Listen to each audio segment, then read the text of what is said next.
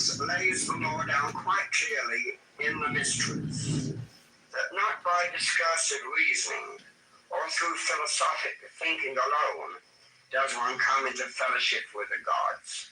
It is through the awakening of the higher spiritual powers by means of the rite of magic that we have already defined that the consummation of the long ages is effected. What we call so casually the imagination of the ordinary man is, according to the exponents of magic, the major faculty of the soul to assimilate the images and reflections. Okay, I'm going to read to you what's called the next step. This comes from the Book of the Law. These are clips for YouTube. One of our YouTubes just crashed. We're going to restart it. The next step. Democracy daughters. Ferocious fascism. Cackling communism. Equally frauds cavort crazily all over the globe. They are hemming us in. They are aborted births of the child, the new eon of Horus.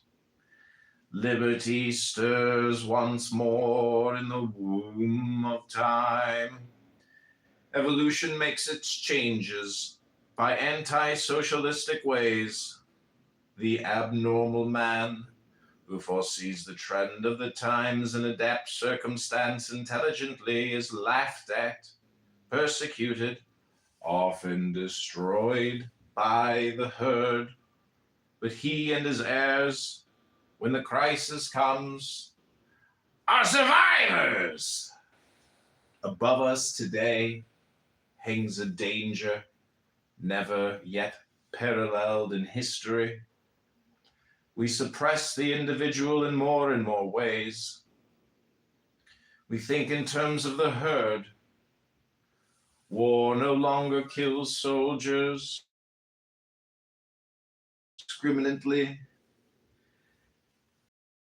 The most democratic and autocratic governments is communistic in essence. It is always restriction. We are all treated as imbecile children. Dora, the shops ex, the motoring laws, Sunday suffocation, the censorship. They won't trust us to cross the roads at will. Fascism is like communism and dishonest into the bargain. The dictators suppress all art, literature, theater, music, news that does not meet their requirements. Yet the world only moves by the light of genius. The herd will be destroyed in mass.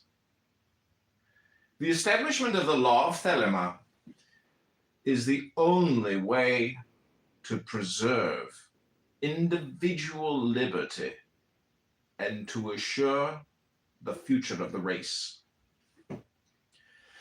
In the words of the famous paradox of the Comte de Phoenix, the absolute rule of the state shall be a function of the absolute liberty of each individual will.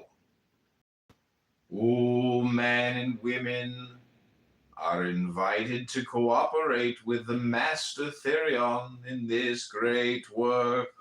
Of these other levels of awareness of which James speaks, the imagination is the vision of the soul, whereby it perceives directly and immediately ideas and thoughts of every kind.